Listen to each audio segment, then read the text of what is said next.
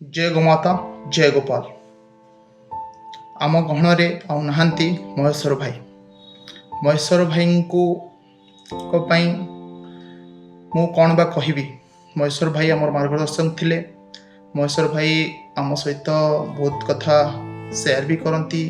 सी होउछंती जड़े गोभक्त, जड़े गोशालार प्रमुख दायित्व भी थिले। श्री गोविंद जीव गोशालार तांको नेतृत्व में बहुत गो भक्त भी निर्माण होती।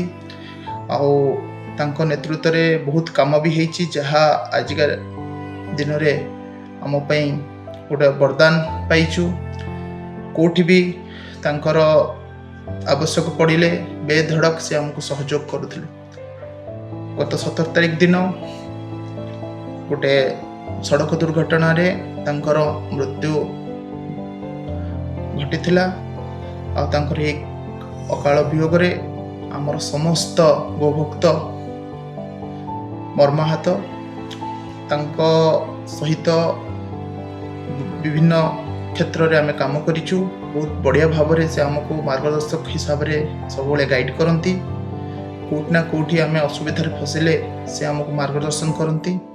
यह आम बहुत बड़ वरदान थिला, जहाँ आम आज हरइलु। आम गोटे बड़ भाई को हरइलु।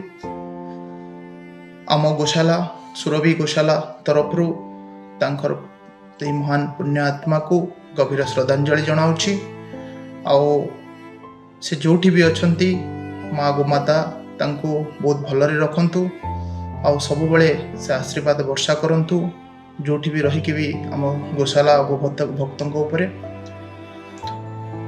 जहाँ भी हो आउ थे पदारबिंदे प्रणाम जनाई।